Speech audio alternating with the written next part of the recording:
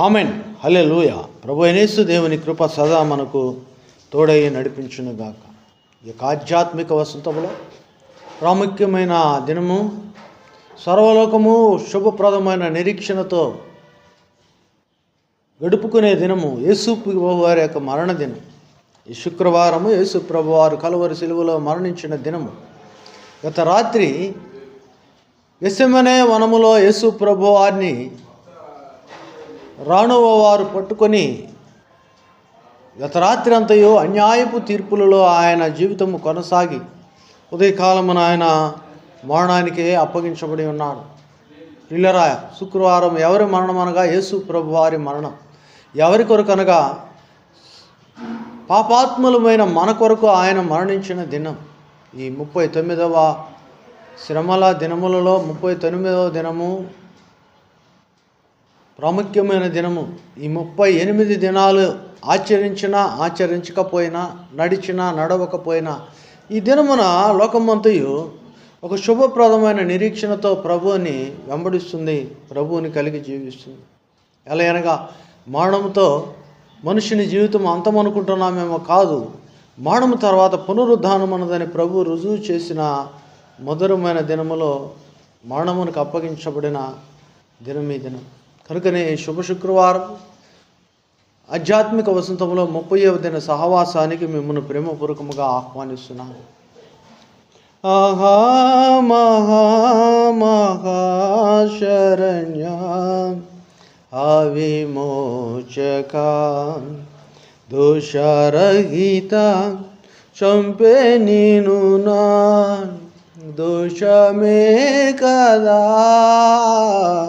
ఆహా మహా మహాశరణ్య అవిమోచక. మన పాపముల నుంచి విమోచన, మన మరణము నుంచి పునరుద్ధానం అనే విమోచన కొరకు యేసు ప్రభు మరణానికి అప్పగించబడ్డాడు. అది నా పాపము, నీ పాపము, మన పాపముల నిమిత్తం. పాపరహితుడైన ఆయన మన పాపములను భరించి ఉన్నాడు. శాపగ్రస్తులమైన మన జీవితంలో శాపగ్రాహిగా ఆయన నిలిచి ఉన్నాడు. అవునండి, గత రాత్రి అంతయో అన్యాయపు తీర్పులు తీర్చబడిన యేసు ప్రభువారు ఉదయకాలం 6 గంటల మొదలుకొని 9 గంటల వరకు యెరూషలేము పురవీధులలో ఆయన మన కొరకు కలువరి సిలువను మోయిచున్నాడు. ఆయన కలువరి సిలువను మోయిచుండగా దారిని పోవచ్చున్న సీమోన్ అనే వ్యక్తి, ఈయన కురేనీ గ్రామమునకు చెందినవాడు కనుక, కురేనీ తెగకు చెందినవాడు కనుక కురేనీయుడైన సీమోన్ అని ఆయనకి నామకరణ చేస్తున్నాడు. ప్రభువుతో ప్రతి సందర్భంలో ఒక వ్యక్తి తప్పకుండా ఉంటున్నాడండి. గత రాత్రి గెత్సెమనే వనములో యేసు ప్రభువారిని బంధించినప్పుడు కూడా యేసు ప్రభువారి పక్కన ఉన్న ఆయన శిష్యులలో ఒకరు యేసు ప్రభువుని బంధించటను బట్టి ఆ రాణువ వారిలో ఒక సైనికుని యొక్క చెవిని తెగనరికినట్టు మనం చూస్తాం. మీరు గమనించండి, మత్తయి సువార్త 26వ అధ్యాయము 50వ వచనము నుంచి 51, 52 వచనాలు గమనించినట్లయితే ఆ చెవి నరికినప్పుడు యేసు ప్రభువారు అంటున్నాడు, నీ కత్తి వరలో పెట్టుము. కత్తి పట్టుకున్నవాడు మళ్ళా కత్తితోనే మరణం పొందినాడు. నువ్వు చేసిన పని నీకు తప్పకుండా వస్తుంది, కానీ ప్రభు దగ్గర మనం నేర్చుకొని పాపాన్ని విడిచిపెట్టాలని ప్రభు యొక్క ఉద్దేశం. గమనించండి, తన మరణ సమయంలో కూడా యేసు ప్రభు ఒక అద్భుతాన్ని చేస్తున్నాడు, చెవిని అతికిస్తున్నాడు. యేసు ప్రభు కలువరి సిలువ మోయిచుండగా ఆ సిలువ మార్గములో కురేనీయుడైన సీమోనుకు కూడా అవకాశం ఇస్తున్నాడు. ప్రభు మోయగలడు, కానీ ఈ బాధ్యత మానవాళికి అప్పగించాలని ప్రభు చేసిన నిర్ణయం. ప్రతిదినము మన సిలువను ఎత్తుకొని మనము నడవాలని యేసు ప్రభు చేసిన బోధ ఈ కురేనీయుడైన సీమోను ద్వారా నెరవేరుతుందండి. ఈ కురేనీయుడైన సీమోను ద్వారా నెరవేరుతుంది. వాక్యం స్పష్టం, వాక్యం స్పష్టం. ప్రియులరా, మత్తయి సువార్తలో మనం స్పష్టంగా చూసాం. 27వ అధ్యాయం 32వ వచనం, వారు వెళ్ళుచుండగా కురేనీయుడైన సీమోను ఒకడు కనబడగా ఆయన సిలువ మోయుటకు అతనిని బలవంతము చేసిరి. ఇదే మార్కు సువార్తలో మనం గమనించినట్లయితే 15వ అధ్యాయము, మార్కు సువార్త 15వ అధ్యాయంలో మనం గమనించినట్లయితే 21వ వచనం, కురేనీయుడైన సీమోనును ఒకడు పల్లెటూరు నుండి వచ్చి ఆ మార్గమున పోచుండగా ఆయన సిలువను మోయుటకు అతనిని బలవంతము చేసిరి. అతడు అలెగ్జాంద్రుకును రూపుకును తండ్రి. ఈ అలెగ్జాంద్రు రూపుని మనం పత్రికల్లో చూస్తాం. నీ త్యాగము ఊరికే పోదు, నీ పిల్లలకి ఆయన ఆశీర్వాదకరంగా ఇస్తాడు.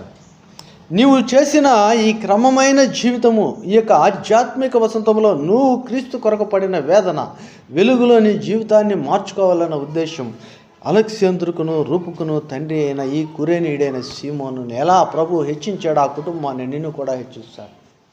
ఈ శుక్రవారం ప్రభు మరణదినం అవ్వచ్చు, కానీ అది నిన్ను ఆశీర్వదించుటకు, నీ కుటుంబాలను, నీ తరతరములను హెచ్చించుటకని నువ్వు జ్ఞాపకం చేసుకోవాలి. వాక్యం స్పష్టం, వాక్యాధారం స్పష్టం, వాక్యం స్పష్టంగా సెలవిస్తుంది.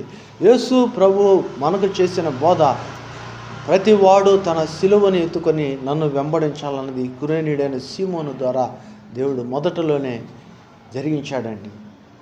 ఈరోజు నువ్వు ఆయన సిలువను లేకుంటే నీ సిలువ భారాన్ని మోయటానికి సిద్ధముగా ఉన్నావా? సిలువ లేనిదే రక్షణ లేదు, సిలువ లేనిదే పునరుద్ధానం లేదు. పునరుద్ధానుడైన యేసును నువ్వు చూడాలంటే నీవు ప్రతిదినము క్రీస్తు కొరకు ఈ సిలువను అనుభవించవలను. నీ సిలువను నువ్వు అనుభవించాలి. యేసు ప్రభు వారు సిలువ మోస్తున్నారు. ఉదయం 6 గంటల నుంచి 9 గంటల వరకు 9 గంటల సమయమున ఆయనను సిలువలో వేలాడదీస్తున్నారండి. గమనించండి. మార్కు సువార్త 15వ అధ్యాయము 25వ వచనం. మార్కు సువార్త 15వ అధ్యాయం 25వ వచనం. ఆయనను సిలువ వేసినప్పుడు పగలు 9 గంటలాయను. ఆయన్ను సిలువ వేసినప్పుడు పగలు 9 గంటలకు. మరియు యూదుల రాజు అయిన యేసు అని ఆయన మీద మోపబడిన నేరము వ్రాసి పైగా నుంచడి. మరియు కుడివైపున ఒకనిని, ఎడమ వైపున ఒకనిని, 2 బందిపోటు దొంగలను ఆయనతో కూడా సిలువ వేసిరి. ఆయనతో కూడా. ఇది లేఖనం యెషయా గ్రంథం 53వ అధ్యాయము 12వ వచనంలో మనం చదువుకున్నాం. ఆయనను అక్రమకారులలో ఒకనిగా, అక్రమములు చేస్తున్న ఈ బందిపోటుతో సమానముగా యేసు ప్రభువుని ఉంచారు. కానీ యేసు ప్రభు యొక్క సిలువ మీద పై విలాసము రాస్తున్నారు. అన్నారు, ఈయన నజరేయుడైన యూదుల రాజు, ఈయన నజరేయుడైన యూదుల రాజు. నీ విలాసము కూడా ప్రభు రాస్తాడు. దేనిని బట్టి నువ్వు శ్రమను అనుభవిస్తున్నావు. యేసు ప్రభు పగల 9 గంటలప్పుడు సిలువ వేయబడితే ఆ దేశములో చీకటి కమ్మింది. సూర్యుడు అదృశ్యమైపోయాడు. ప్రభు యొక్క శ్రమను చూడలేక, రక్షకుని యొక్క వేదన చూడలేక, సృష్టికర్త మన కోసం చేస్తున్న ఆ యగని, ఆ వేదన, ఆ మరణ పునరుద్ధానాలను, ఆ మరణ సమయంలో ఉన్న ఆ వేదనను చూడలేక యేసు ప్రభువారు ఉదయం 9 గంటల నుంచి సాయంత్రం 5 గంటల వరకు కొన్ని ప్రశస్తమైన మాటలు అందించాడు. ఆ ప్రశస్తమైన మాటల అనంతరం ఆయన చనిపోయాడు, మృతి చెందాడు. ఆయన మానవునిగానే సమాధి చేయబడ్డాడు. 3వ దినమున పునరుద్ధానం చెందుతున్నాడు. అయితే పునరుద్ధానుడైన యేసు యొక్క మరణం మానవాళికి మంచిది. ఎవరి మాటల్లోనైనా ముగింపు మాటలు చాలా ప్రాముఖ్యమైనవని, ఆయన చేసిన బోధలే కాదు, ఆయన సిలువలో ఉండి పలికిన ఆ మాటలను కూడా వేదాంతకర్తలు, బైబిల్ పండితుల్లో కొందరు పూర్వకాలమే మనకు కొన్ని మాటలను ఆయన ప్రత్యేకపరిచారు. ఆ మాటలన్నీ మీకు తెలుసు. అన్ని సంఘాల్లో ధ్యానం చేస్తున్నారు. వినేవారికి కొంతమందికి నవ్వు వస్తుంది, కొంతమంది చెప్పేవాళ్ళు ఆందోళనతో ఉంటారు. కానీ నీవు ప్రభుతో భక్తితో ఉండాలి. నీవు ప్రభు కొరకు ఏమి చేశావు, ప్రభు నీకు ఏమి చేశాడో ఆ వెలుగులో నిన్ను సరిచూసుకునే సందర్భం అండి. యేసు ప్రభువారు ఇంత వేదన ఆవేదనలో ఉండి కూడా తను ఏదైతే బోధించాడో దానిని నిరూపిస్తున్నాడు. అక్కడ కూడా రక్షణ కార్యం చేస్తున్నాడు. తన పనిని ముగించి పునరుద్ధానం అనే మార్గాన్ని మనకు చూపుతున్నాడు. గమనించండి. యేసు ప్రభువారు పలికిన ప్రశస్తమైన 7 మాటలు అన్ని సంఘాలలో అందరు వ్యక్తులు ధ్యానం చేస్తున్నారు. మంచిది. ఇది ప్రత్యేకించి నేను ధ్యానం చేయటం లేదు, కానీ I mean of one word అన్నది నా సాదృశ్యము, నా యొక్క ఉద్దేశము కనుక అంగీకరిద్దాం. క్లుప్తమైన ఈ మాటలను మీ మనస్సులో ఉంచండి. ప్రభు మీకు తోడై నడిపించునుగాక. ఏమంటున్నాడంటే మొదటి మాట, వీరలను క్షమించు తండ్రి నెరవేరియు కోరితిమిటులా నిన్ను చంపా క్రూరజనులకై ఆహా మహాశరణ్య అవిమోచక నీవు నాతో పరదైసునా నిడేయుందువు పావానుండా ఇట్లు పలికి పాపిగా చేతి ఆహా మహాశరణ్య అవిమోచక అమ్మనేసుతుండటంచు మరియమ్మతో పలికి క్రమ్మార నీ జననియంచు కర్త నిడితివా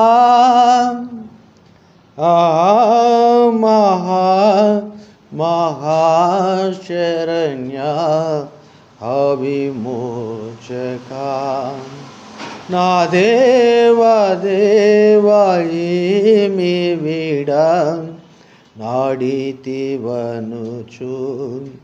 శ్రీదేవసుత పలికితే విశ్రమ చెప్పశక్యమా ఆహా మహాశరణ్య అవిమోచక దప్పిగొనుచున్నానటంచు చెప్పితివి కదా ఇప్పదిగిని బాధనుందా నేమి నీకా ఆహా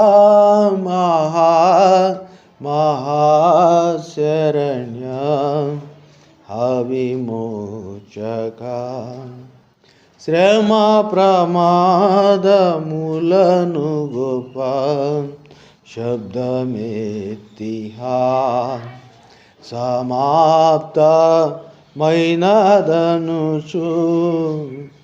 తెలిపితే మతిగా ఆఘా మహాశరణ్య అవిమోచక అప్పగింతో తండ్రి నీకు నానాత్మననుచు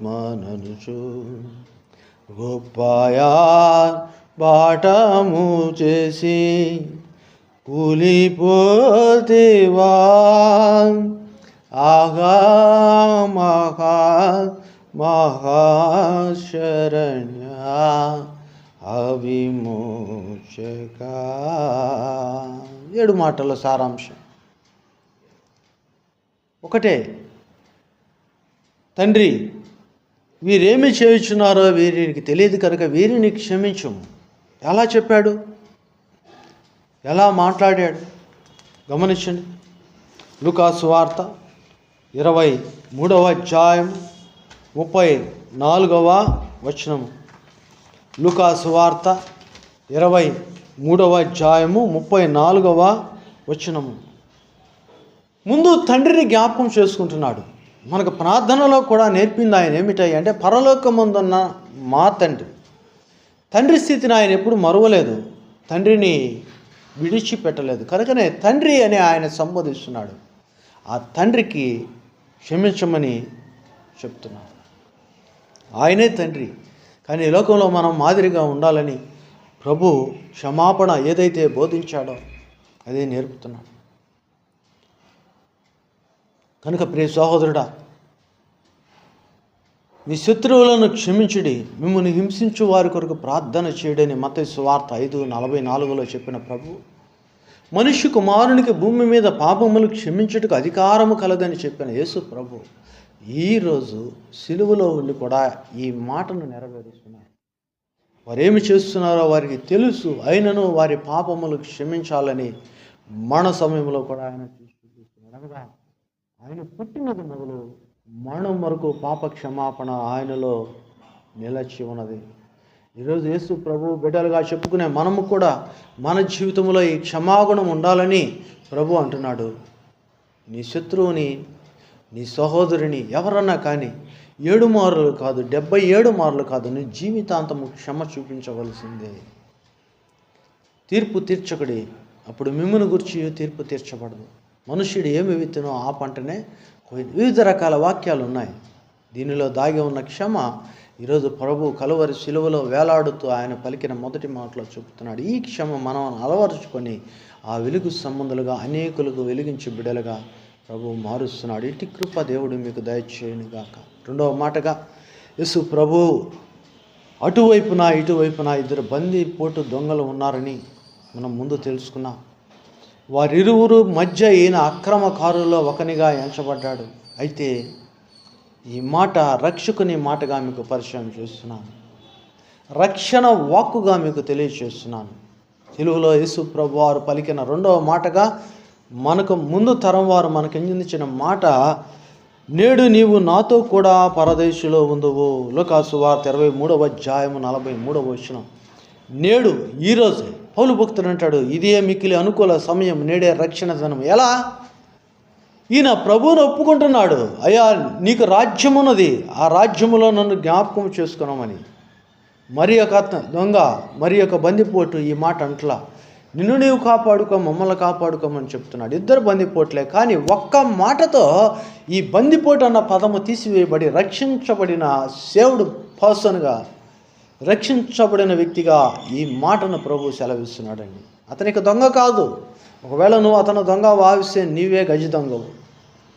నువ్వు పలికేది గజ దొంగ మాట. ఎలాగనగా నీ స్వభావం అది. ఇతను రక్షించబడిన వ్యక్తి, పరదేశకు కొనిపోబడిన వ్యక్తి, ప్రభుతో కూడా జీవించుచున్న వ్యక్తి. ఈ అనుభవం నీకుందా? ఆలోచించండి. నేడు నీవు నాతో కూడా పరదేశం. ఎందుకు? తండ్రి అని మొదటి మాట సంబోధించిన పరలోక ప్రార్థనలో రెండవ మాట అంటున్నాడు, పరలోకమందున్న మా యొక్క తండ్రి, నీ రాజ్యము, నీ రాజ్యము, ఈ రాజ్యాన్ని ఇక్కడ ఈ సిలువలో వేలాడుతున్న వ్యక్తి జ్ఞాపకం చేసుకుంటున్నాడు. ఈయన నిజముగా దేవుడు, దేవుని కుమారుడు. నీకు ఒక రాజ్యం ఉన్నది, ఆ రాజ్యములో నన్ను జ్ఞాపకం చే. ఆ రాజ్యం ఇప్పుడే ఇచ్చాడండి. ఇదే మిక్కిలి అనుకూల సమయం. నువ్వు బ్రతికి ఉన్నప్పుడే పరలోకాన్ని అనుభవించాలి.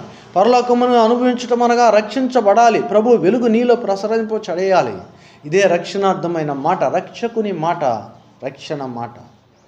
మొదటి మాట పాప క్షమాపణ, రెండవది రక్షణ. ఈ రక్షణ ప్రభు ద్వారా నీకు ఇచ్చాడు. ఈరోజు పేతురుతోనూ, ఈరోజు సకల శిష్యులతోనూ ఆయన చెప్పే మాట ఏమిటనగా, మీరు వెళ్ళండి, సమస్త జనులను నాకు శిష్యులుగా చేయండి. మత్తయి సువార్త 28వ అధ్యాయం 19 నుంచి 20 వరకు రాయబడిన మాట. పరలోకమందును భూమి మీదను నాకు సర్వాధికారము కలదు ఉన్నది. ఎలాగనగా మరణమును గెలిచిన యేసు ప్రభువారు, వెళ్ళండి, సమస్త జనులను శిష్యులుగా చేయండి. అవునండి, యేసు ప్రభువారు నీకు ఇచ్చిన ఈ గొప్ప ఆజ్ఞ, వెళ్ళి సమస్త జనులను నువ్వు సువార్త చెప్పి వాళ్ళ తండ్రి యొక్క కుమారుని యొక్క పరిశుద్ధాత్మన నామములో, యేసు నామములో వారిని బాప్తిసం ఇచ్చి రక్షణ మాటని ఈరోజు నీకు ఇచ్చాడు. యేసు ప్రభువారు సిలువలో పలికిన యొక్క రెండవ మాటతో ఆ వ్యక్తి రూపం మారిపోయింది, ఆ వ్యక్తికి పేరు మారిపోయింది, ఆ వ్యక్తి ప్రదేశం మారిపోయింది. భూమి సంబంధమైన వ్యక్తి ఇప్పుడు పర సంబంధమైనగా వ్యక్తిగా ఉంటున్నాడు. పరదేశంలో ప్రభుతో కూడా ఉన్నాడు. ఎంత ఆనందం అండి! ఇంకా ఏమిటి? దుఃఖ ముఖాలతో ఉన్నారు. దేవుడిచ్చిన ఈ రక్షణను నువ్వు పొందుకో, ఇతరులకు అందించు. రక్షణార్థమైన మాట, రక్షకుని మాట ఈ రెండవ మాట. రక్షించబడే మాట, ఆత్మలను సంపాదించే మాట. ప్రభు స్వరము విను, ఆయన రాజ్యాన్ని కోరుకో, ఆయన రాజ్య సంబంధిగా నీవు ఉండు, ఆయనలో నీవు నిత్య జీవం అనుభవించు. భూమి మీద ఆయన రాజ్యమైన సంఘములో వెలుగుతో నువ్వు జీవించు, వెలుగుమయముగా అనేకులతో సహకరించు. ప్రభు నీకు తోడై నిన్ను పరదేశ అనుభవమును భూమి మీద కలుగచేయునుగాక. మూడవ మాట, అమ్మా అమ్మా ఇదిగో నీ కుమారుడు, ఇదిగో నీ తల్లి అని యోహానుతో, మరీతో ఇదిగో నీ కుమారుడు అని చెప్తున్నాడు. యోహానుతో ఇదిగో నీ తల్లి అని. యోహాను సువార్త 19వ అధ్యాయం 26, 27 వచనాలు మనం స్పష్టంగా చూడు. అప్పగింత ఒకటి ఉంది ఇక్కడ. ఏమిటది? తల్లిని శిష్యునికి అప్పగిస్తున్నాడు. శిష్యుని తల్లికి. ఎవరి శిష్యుడు? యేసు రొమ్మున ఆనుకొని ఉన్న శిష్యుడు, అనగా యేసులో ఏమున్నదో సమస్తము తెలిసిన శిష్యుడు. కనుకనే ఈ శిష్యునికి పరలోక దర్శనాన్ని ఇచ్చాడు. పరలోకం చేరాలంటే ఎలా ఉండాలో చెప్పాడు. పరలోకంలో ఏమి జరగబోతున్నాయో అది యేసు రొమ్మున ఆనుకొని ఉన్న ధన్యత. ఈ శిష్యుని పిలిచి సిలువ దగ్గర ఉన్న ఆ తల్లిని, అమ్మా ఇదిగో నీ కుమారుడు. ప్రియులారా, దేవుడు ఎవరిని ఎప్పుడు విడిచిపెట్టలేదు. ధర్మశాస్త్రము తప్పకుండా ఆయన పాటించాడు. ఇదిగో ముదిమి వచ్చినప్పుడు నీ తల్లిని సన్మానించు, వదిలిపెట్టవద్దన్న మాటని ఆయన తప్పకుండా ఇప్పుడు యేసు ప్రభువారు పరలోకమునకు ఎత్తబడుచున్నాడు. కనుక భూమి మీద ఆయనకి ఒక కుమారుణ్ణి ఏర్పరచాడు. శారీరకంగా ఆలోచించబాకండి. శారీరకంగా అయితే చాలా అర్థం ఉన్నది. తర్వాత నన్ను పర్సనల్గా కలవండి, నేను మీకు చెప్తాను సాక్ష్యాలతో సహా. యేసు ప్రభువుకు కుమారుని బాధ్యత యేసు ప్రభువారు నిర్వర్తించాడు తన తల్లి దగ్గర. తల్లిని అనాథలుగా విడవల, తల్లిని తీసుకుపోయి వృద్ధాశ్రమంలో విడిచిపెట్టలా, ఒక కుమారుని ఏర్పరిచి ఆ కుమారునికి అప్పగిస్తున్నాడు. కుమారుడు యేసు మనసు కలిగిన ఈ యొక్క బిడ్డను కూడా అనాథగా వదలక తల్లిని కుమారుడికి ఒక గురువుగా ఇస్తున్నాడు. ఒక ఆదరణించే తల్లిగా మరీని ఇస్తున్నాడండి. ఆ రోజు కానా పెళ్లి విందులో ఆ ఇంటి పరువు పోకుండా ఆ వివాహములో ఆమె ఏ విధముగా సమృద్ధి కొరకు యేసయ్య దగ్గర విజ్ఞాపన చేసిందో, యేసయ్యని ఆశ్రయించి ఆ కుటుంబ గౌరవాన్ని ఏ విధంగా నిలిపిందో, ఆ ప్రజలకు ఏ విధమైన సంతోషాన్ని ఇచ్చిందో, ఈరోజు యోహానుకు కూడా ఇంత సంతోషం ఆ తల్లి ఇస్తుంది. ఎంత ఆశ్చర్యం అండి. ఒంటరి వాడిగా యోహానుని విడిచిపెట్టలేదు. యోహానుని తల్లికి అప్పగిస్తున్నాడు, తల్లిని యోహానుకి అప్పగిస్తున్నాడు. బాధ్యత మరువని యేసు ప్రభువారు, బాంధవ్యమును విడవని యేసు ప్రభువారు ఈరోజు నీతో కూడా ఇదే మాట చెప్తున్నాడు. కనుక ప్రియ సహోదరుడా, సహోదరి, ప్రభువులో నువ్వు కలిసి ఉండు, ప్రభువులో నాటబడి ఉండు, ప్రభువులో జీవించబడి ఉండు. క్షమించాడు. తనను నమ్మిన వారికి పరలోక వారసత్వాన్ని ఇచ్చాడు. పరలోకానికి తానే తీసుకెళ్ళాడు. మార్గం ఆయనే కదా. మూడవది, భూమి మీద ఉన్న మనకి ఒకరిని ఒకరికి అప్పగించి సంఘం అనే ఆదరణ ఆయన దయచేస్తున్నాడు. నడుచుటకు, ఆయనలో బలపడుటకు ఒక తల్లిగా మరియను ఏర్పరిచి మనల్ని బలపరుస్తున్నాడు యేసుదేవుడు. ఆయన చూపాడు మార్గం. ఆయనలో మనం వర్ధిల్లాలి. విమర్శకు తావులేదండి. ఆశ్రయించి మేలు పొందుకున్న దేవుని కృప మనకు తోడై ఉన్నది. మానవునిగా ఈ 3 మాటలు భూ సంబంధిగా మాట్లాడిన యేసు ప్రభువారు 4వ మాటగా అంటున్నాడు, ఏలోయి ఏలోయి లామా సబక్తాని, నా దేవా నా దేవా నన్నెందుకు చేయి విడిచితివి. మార్కు సువార్త 15వ అధ్యాయం 34వ వచనము చూడండి. మధ్యాహ్నము మొదలుకొని 3 గంటల వరకు, అనగా 12 నుంచి 3 గంటల వరకు దేశమంతయు చీకటి కమ్మెను. 3 గంటలకు యేసు ఏలోయి ఏలోయి లామా సబక్తాని బిగ్గరగా కేక వేసెను. ఆ మాటకు నా దేవా నా దేవా నన్నెందుకు చేయి విడిచితివని అర్థం. తండ్రిగా కుమారునికి ఉన్న ఎడబాటు ఎలాగనగా, పాప సంబంధిని తండ్రి పట్టుకోలేడు, పట్టిటానికి కుమారుడు వచ్చాడు.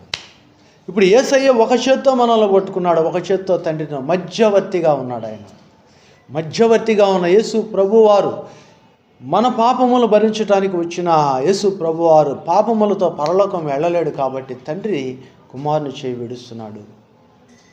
ఈ లోకంలో నీవు కూడా పాపముతో ఉండి ప్రభువుని వెంబడించలేవు. ఇదిగో పరలోకమునకు ఆరోహణమైన యేసుక్రీస్తుని చేరలేవు. ఆయన సహవాసములో నీవు ఉండలేవు. కాబట్టి నీ పాపాన్ని విడిచిపెట్టమని స్పష్టమైన మాట ప్రభు చెప్తున్నాడు. ఈ తండ్రి కుమారుల ఎడబాటు సృష్టి చూడలేక సృష్టి చీకటి పడిపోయింది. ఆ దేశమంతయు చీకటి కమ్మింది. ఆ దేశమంతయు ప్రకృతి సాక్ష్యం ఇస్తుంది. మరి నీ సాక్ష్యం ఏంటి? సాక్ష్యం ఇవ్వటానికి నువ్వు వెలుగు సంబంధిగా ఉన్నావా? లోకము చీకటిగా ఉంది, కానీ యేసు ప్రభు అంటున్నారు, నేనే వెలుగుని, నా ద్వారా తప్ప ఎవడునూ వెలుగు రాజ్యమైన పరలోకములో ప్రవేశించలేను. వీళ్ళరా, వెలుగు సంబంధిగా జీవించు, ప్రభు నీకు తోడై నడిపించును గాక. ఏలోయి ఏలోయి లామా సబక్తాని. బిగ్గర ఆయన కేక. ఈ కేకలో సర్వలోకమునకు వినబడిన ఈ యొక్క శబ్దము, అంధకారమైన సాక్ష్యము, నిన్ను వెలిగించటానికి నిన్ను పిలుచుచున్న ఆ పిలుపుని విను. నీ కొరకు వేసిన ఆ కేకను జ్ఞాపకం చేసుకో. నీవు కూడా ప్రభు సంబంధిగా మారిపో. ప్రభు నీకు తోడై నడిపించునుగాక. ఇంత గొప్ప కార్యము చేసి లోక పాపములన్నిటినీ మోస్తున్న యేసు ప్రభు వారికి దప్పిక వచ్చున్నది ఇప్పుడు. కనుకనే ఆయన అంటున్నాడు, దప్పిగొనుచున్నాను. యోహాను సువార్త 19వ అధ్యాయం 28వ వచనం. యోహాను సువార్త 19వ అధ్యాయం 28వ వచనం. దప్పిగొనుచున్నాను. ట్రస్ట్ మీ, థండర్ మీ. దప్పిక ఉంది నాకు. ఏ దప్పిక అండి? సమరశ్రీ నీళ్లు చేదుకోవటానికి తాడేదని అడిగింది. నేను ఇచ్చే నీళ్ళు అన్నాడు. ఆయనకి తాడు అవసరం లేదు, ఆయనకి భూమి మీద పారే నీరు అవసరం లేదు. కానీ ఆయనకున్న దప్పిక ఎలా తీరాలి? నీవు ఆత్మను సంపాదించాలి, నీ ఆత్మను ఆయనకి అందించాలి. అవునండి, శారీరకంగా ఆలోచిస్తే ఆయన రక్తం లేదు, రాత్రి అంతా నిద్ర లేదు, ఇవి వస్తాయి. శారీరము కాదు, ఆయన ఆత్మల కాపరిగా ఉన్నాడు. ఆ ఆత్మ కలిగిన శరీరమును రక్షించు ప్రభు ఆయన మాట వినే స్వస్థత వచ్చింది, ఆయన ముడితేనే స్వస్థత వచ్చింది, ఆయన నీడబడితేనే స్వస్థత వచ్చింది, ఆయన వస్త్రపు చెంగు ముట్టుకుంటేనే స్వస్థత వచ్చింది. మరి ఇప్పుడు ఆయనకి దప్పిక, ఏమి దప్పిక అనగా ఆత్మల దప్పిక. సిలువలో ఉండి కూడా మనిషిని రక్షించిన, నరుని రక్షించిన ఆ యేసు దేవుడు ఇంకా ఆత్మల సంపాదన భారం నీకిస్తూ ఆయన చెప్తున్నాడు, నువ్వు సంపాదించి పెట్టు. సమరయశ్రీ, ఆ సమరయ గ్రామ ప్రజలందరినీ తీసుకొచ్చినప్పుడు ఆయన దప్పిక తీరిపోయింది. ఈరోజు నువ్వు ప్రభు దగ్గరికి ఎవరిని తీసుకువస్తావు? ఇదిగో నన్ను పైకెత్తుమని నేను అనేకులను ఆకర్షిస్తానన్న యేసు ప్రభు వారు, నువ్వు ఆయన పైకెత్తిన ఆయన వైపు చూసే జనాన్ని ఎవరిని తీసుకొచ్చావు? ఆలోచించు. మరి యేసు ప్రభు దప్పి తీర్చే బిడ్డగా నీవు ఉండాలని, ఆయన దవడనంటిన ఆ యొక్క నాలుక సమాధానపరచబడాలని, ఆయన ముఖములో ఆనందము చూడాలని, మన పాపముల ద్వారా కోల్పోయిన స్వరూపము సొగసు ఆయన మరలా సంతరించుకొని పరసంబంధిగా ఉన్నప్పుడు మనం ఆయనను ఆనందముగా కలవటానికి ఆత్మల భారము కలిగి జీవించాలని ప్రభు అంటున్నాడు. ఒక్క ఆత్మ అయినా తేకుండా నువ్వు ఎలా పరలోకం చేరుతావు? ప్రభువుని ఎట్టా చూస్తావు? ఏ ముఖముతో వస్తావు? ఏ ముఖముతో పరలోకం చేరుతావు? ఆలోచించు. ప్రభు యొక్క దప్పిక, ఆత్మల దప్పికను తీర్చే నీటిని నువ్వు సిద్ధపరచు, ప్రభువులో కలిసి జీవించు. 6వ మాటగా ఆయన అంటున్నాడు, సమాప్తమైనది. ఏమి సమాప్తమైనది? ఆయన పుట్టుక సమాప్తమైనది, మరణం సమాప్తమైనది, పునరుద్ధానానికి మొదలు. భూ సంబంధమైన వాటన్నిటినీ ఆయన పరిపూర్తి చేశాడండి. తండ్రితో అంటున్నాడు, చేయుటకు నీవు నాకు ఇచ్చిన పని సంపూర్ణముగా చేసి నెరవేర్చుతానని యోహాను సువార్త 17వ అధ్యాయంలో యేసు ప్రభు వారు చేసిన ప్రార్థన ఇక్కడ మనం చూస్తున్నాం. సమాప్తమైనది. యోహాను సువార్త 19వ అధ్యాయం 30వ వచనం. యోహాను సువార్త 19వ అధ్యాయం 30వ వచనం. సమాప్తమైనది. ఆయన వచ్చిన కార్యము సమాప్తమైనది, మాదిరిగా జీవించిన జీవితం సమాప్తమైనది, ఆయన చేసిన బోధలు సమాప్తమైనది, ఆయన మరణము సమాప్తమైనది. అవునండి, చేయుటకు నీవు నాకు ఇచ్చిన పని సంపూర్ణముగా చేసి నెరవేర్చితిని సాక్ష్యం ఇస్తున్నాడు. ఇప్పుడు ప్రభు పరిపూర్తి అయినదని, ఫినిష్ అని ఆయన చెప్పేస్తున్నాడు. కనుక ప్రియ సహోదరుడా, సహోదరు, ప్రభు కార్యం సమాప్తమైనది కానీ, ప్రభు పని సమాప్తమైనది కానీ, నీ పని ఇంకా ఉంది. కనుకనే ఈ దినమును ఆయన నేను ఇంకా ప్రాణముతో ఉంచాడు, ఊపిరితో ఉంచాడు, బ్రతికించాడు. ఈ బ్రతుకులో ప్రభువుని వెంబడించు, ప్రభువు కొరకైన నీతి గల జీవితమును జీవించు. కనుకనే ఆయన అంటాడు, నీతి కొరకు ఆకలి దప్పులు గలవారు ధన్యులు, పరలోక రాజ్యం వారు. తృప్తిపరచబడతావు. నువ్వు భూమి మీద నువ్వు తృప్తిపరచబడతావు. ఎలా అనగా ఆత్మల సంపాదనతో తృప్తిపరచబడతావు. ఇంత కార్యమును జరిగించి ఆయన అంటున్నాడు, తండ్రి నీ చేతికి నేను ఆత్మను అప్పగించుచున్నాను, నీ చేతికి నేను ఆత్మను అప్పగించుచున్నాను. ఆత్మ, నరుని ఆత్మ యెహోవా పెట్టిన దీపమని మనం సామెతల గ్రంథంలో స్పష్టంగా చదువుతున్నాం. ఈ ఆత్మను మరలా ప్రభువు దగ్గరకు నిందారహితముగా అప్పగించాలని ప్రభు యొక్క ఉద్దేశం. కనుకనే స్టెఫెను రాళ్ళతో కొట్టుచున్నప్పుడు, ప్రభువా నా ఆత్మను నీ చేతికి అప్పగిస్తున్నాను అన్నాడు. ఎంతోమంది విశ్వాసులు అనుకున్న వారి జీవితాలు చివరకు వచ్చేసరికి యథార్థత లేకపోయింది, ఆత్మను అప్పగించలేకపోయారు. కానీ మొదటి తెస్సలోని పత్రిక 5వ అధ్యాయములో మనం గమనించినట్లయితే మనం గమనించినట్లయితే ఆ 19వ వచనంలో ఆ పౌలు భక్తుడు అంటున్నాడు, ఆత్మను ఆర్పకుడి, ఆత్మను ఆర్పకుడి, ఆత్మను ఆర్పకుడి, ఆత్మను ఆర్పకుడి. అవునండి, ఆత్మను ఆర్పకుడి. ప్రభువుని గురించి చెప్పటం మానబాకండి. ఆత్మను ఆర్పకుడి. ప్రవచించుటను నిర్లక్ష్యము చేయకుడి. ప్రవచించుటను మానబాకండి. చెప్పండి క్రీస్తు గురించిన సాక్ష్యం. 23వ వచనంలో అంటాడు ఆయన, తెస్సలోని మొదటి పత్రిక 5వ అధ్యాయం 23వ వచనంలో, సమాధానకర్తకు దేవుడు మిమ్మల్ని సంపూర్ణముగా పరిశుద్ధపరచునుగాక, మీ ఆత్మయును జీవమును శరీరమును మన ప్రభు అయిన క్రీస్తు రాకడ యందు నిందారహితముగాను సంపూర్ణముగా ఉండునట్లు కాపాడునుగాక. ఆయన దేవుని వచనం ద్వారా దీవిస్తూనే హెచ్చరిస్తున్నాడు. నీ ఆత్మ, నీ శరీరము, నీ జీవము నిందారహితముగా ఉండాలి, దేవునికి అప్పగించాలి. ఎప్పుడు? ఇప్పుడే. భూమి మీద ప్రభు నీకు ఇచ్చిన పనిని చేస్తూ, అది సమాప్తి చేస్తూ నీ ఆత్మను ప్రభు చేతికి అప్పగించాలి. తిరిగి ప్రభు చేరు వరకు నువ్వు ప్రభువుని ఆ మధ్యాకాశంలో ఎదుర్కొనే వరకు నీ శరీరమును గురించి, నీ ఆత్మను గురించి నువ్వు లెక్క చెప్పవలసిన వాడు. కనుక ప్రియ సహోదరుడా, సహోదరి, యేసుక్రీస్తు వారు ఉదయం 6 గంటల నుంచి 9 గంటల వరకు యెరూషలేము పురవీధుల్లో సిలువను మన కొరకు మోశారు. కురేనీయుడైన సీమోను యేసు ప్రభు వారితో పాటు సిలువ మోయిటకు ధన్యత సంపాదించుకున్నాడు. నీవు కూడా ఈ యొక్క సిలువను మోయిటలో ప్రభువు చూపిన మార్గంలో కురేనీయుడైన సీమోను వలె ప్రయాసపడు. ప్రభు నీ కొరకు పలికిన ఈ యొక్క 7 ప్రశస్తమైన సప్త పలుకులలో దాగి ఉన్న తండ్రిని జ్ఞాపకం చేసుకొని బాధ్యతను నెరవేర్చి ఆదరణకర్తగా యేసు దగ్గరకు అనేక ఆత్మలను తీసుకురా. సృష్టి నీ గురించి సాక్ష్యము పలకబోతున్నది, నమ్మకముగా ఉండు. చేయుటకు నీకు ఇచ్చిన పనిని సంపూర్తిగా చేయి. తండ్రి చేతికి నీ చేతి నీవు, ప్రభు నిన్ను తోడై నడిపించున్నాడు. ఇంకా నీవు నిర్లక్ష్యము చేస్తున్నావా? క్షమకు యోగ్యుడవు కావేమో. రక్షింపనేరక ఉండునట్లు యెహోవా హస్తము కుర్చీ కాలేదు, వినునేరక ఉండునట్లు ఆయన చెవులు మందము కాలేవు. కానీ మనకు ఆయనకి మన పాపములు అడ్డముగా వచ్చుచున్నాయి. పాప సంబంధముగా ఉండి పరలోకము చేరలేము. ప్రభు సంబంధిగా ఉండమని ప్రభు కోరుతున్నాడు. ఇట్టి కృప ప్రభు నీకు దయచేయునుగాక. ఈ శుక్రవార ప్రభు మరణము శుభ శుక్రవారముగా మార్చబడు కారణము ప్రభు యొక్క మరణముల ఆత్మల రక్షణ, నీ యొక్క పరిరక్షణ దాగి ఉన్నది. ఈ సప్త పలుకులలోని అర్థాన్ని నువ్వు ఇతరులకు పంచు. దేవుని దీవెన పొందుకో. పరసంబంధమైన వెలుగులో జీవించు. ఈ 39వ దిన సహవాసములో నీ ధన్యత దేవుడు నీకు ఇచ్చాడు. వదలబాకు. 40 కూడా పూర్తి చేసుకో. ప్రభు దీవెన అందుకో. యేసు ప్రభు అని 39 కొరడా దెబ్బలు, పౌలు భక్తుని 3 పర్యాయాలు 39 కొరడా దెబ్బలు, యేసు ప్రభు వారిని 40 దెబ్బలు. ఒకటి తక్కువైనను మరలా తిరిగి పౌలు ప్రభు కొరకు జీవించే విధంగా నీవు కూడా జీవించు. ప్రభు నీ కొరకు చేతులు చాచి ఉండగా ఆ చేతుల్లోనికి నువ్వు రా. ప్రభు నీ కార్యమును నెరవేర్చు. ప్రభు నీకు తోడై నడిపించునుగాక. ప్రార్థన. ప్రేమ నమ్మకము గల తండ్రి, కృపగల దేవ, మీరిచ్చిన శ్రేష్టమైన సమయమును బట్టి వందనాలు. నడిపించువారు మీరు, నడుచువారము మాత్రమే మేము. నాయన, మా అపరాధములను పాపములను క్షమించి మీతో నడుచుటకు మీరు చెప్పిన కృపను బట్టి వందనాలు.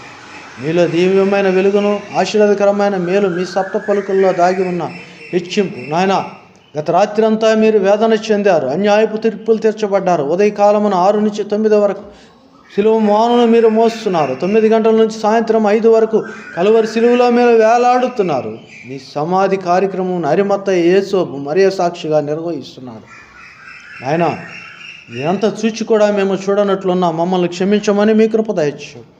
మీ కొరకు జీవించు భాగ్యమును దయచేయమని, ఈ యొక్క దినములని వెలుగులో జీవించిన ఈ బిడ్డలను మీరు ఆశీర్వదించమని, రేపటి సహవాసంలో మేలు పొందుకొని కృపను దయచేయమని యేసు నామము నడుచున్నాము తండ్రి. ఆమేన్.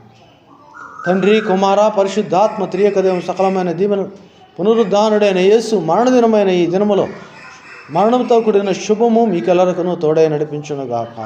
ఆమేన్. హల్లెలూయా.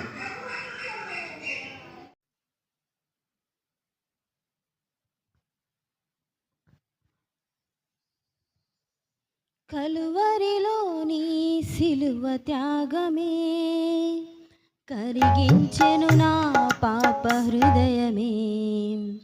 కలువరిలోని సిలువ త్యాగమే కరిగించెను నా పాప హృదయమే. నీవు కార్చిన ఈ రుధిరధారలే, నీవు కార్చిన ఈ రుధిరధారలే కరిగించెను పాపికి పరిహారమే. ఓ మానవా ఇది మన కోసమే, ఓ మానవా ఇది మన కోసమే.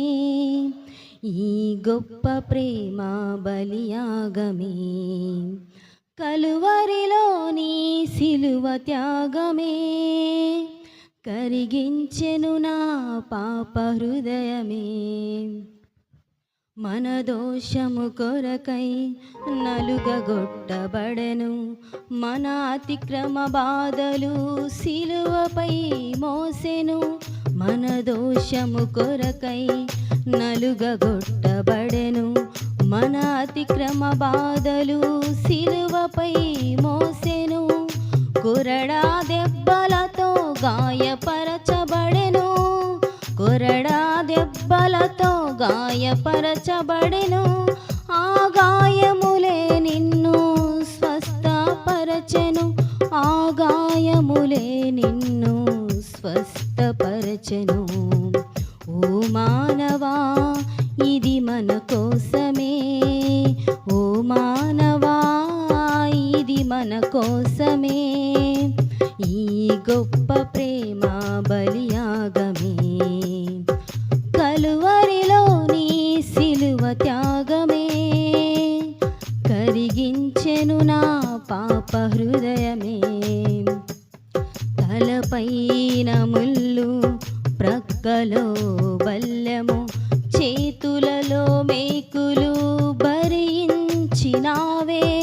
తలపైన ముళ్ళు, ప్రక్కలో బల్లెము, చేతులలో మేకులు భరించినావే.